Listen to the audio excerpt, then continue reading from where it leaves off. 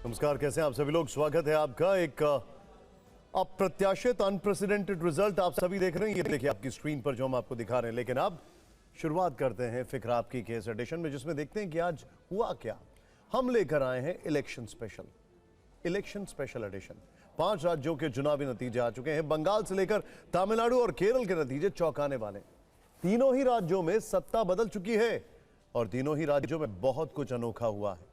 बंगाल में टीएमसी को हराकर पहली बार बीजेपी की सरकार, तमिलनाडु में डीएमके को हराकर पहली बार साउथ के सुपरस्टार एक्टर विजय की पार्टी टीवीके का परचम, और केरल में लेफ्ट का सफाया, कांग्रेस की सरकार। बात असम की भी करेंगे, जहां बीजेपी ने जीत की हैट्रिक लगाई है। असम में बीजेपी की जीत का चेहरा है हेमंता। लेकिन कैसे बने हो, उनकी रणनीति को डिकोड करेंगे। लेकिन पहले जान लेते हैं कि बंगाल विजय के बाद पीएम मोदी ने पूरे देश को क्या संदेश दिया।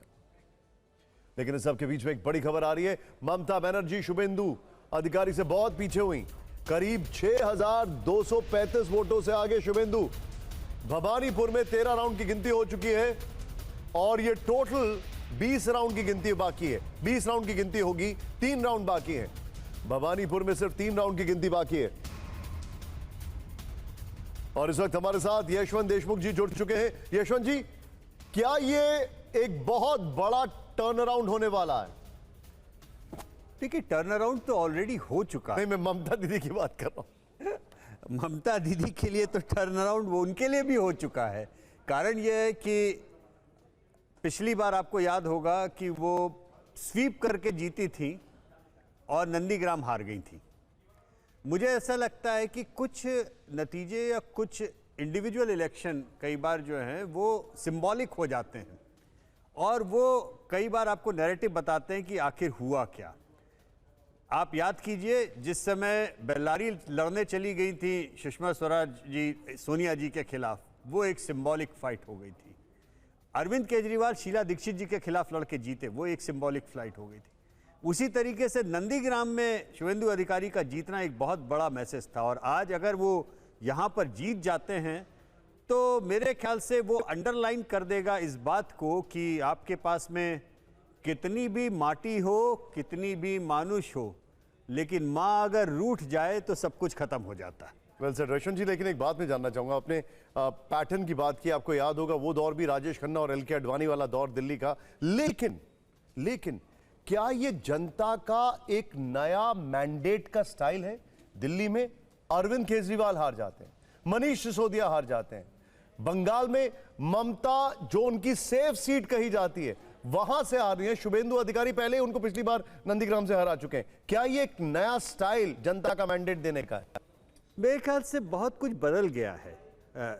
आप एक चीज ऑब्जर्व कीजिए कि पिछले 2 साल से हम लोग खासतौर पे एक महिला वोट बैंक के ऊपर बार बार आके बात करते हैं। और महिलाओं के वोट बैंक की बात करते समय एक चीज अक्सर हो जाती थी कि आप स्कीम ले आइए, आप लाभार्थी योजना ले आइए, आप 10,000 ले आइए, आप लाडली लक्ष्मी, लाडली बहन, कुछ नाम देकर के ट्रांजैक्शनल बना दिया था।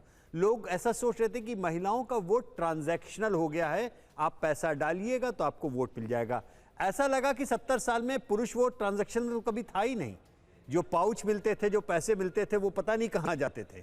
तो महिलाओं के वोट को ट्रांजैक्शनल जो लोग मानने की हिमाकत कर रहे थे, आज का चुनाव उनके लिए एक सबक है। क्योंकि आज पिछले 2-2.5 सालों में पहली बार ऐसा हुआ है, जब से महिला वोट बैंक की बात हो रही है, कि महिलाओं ने प्रो इनकम्बेंट नहीं बल्कि एंटी इनकम्बेंट वोट दिया है।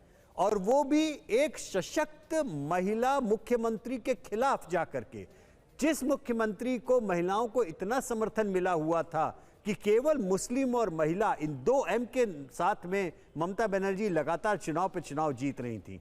कहीं ना कहीं वो डिस्कनेक्ट हो गया उनका इस बात को लेकर के समझ में कि महिलाओं को लाभार्थी योजनाएं पसंद हैं, उन्हें वेलफेयर स्कीम्स पसंद हैं।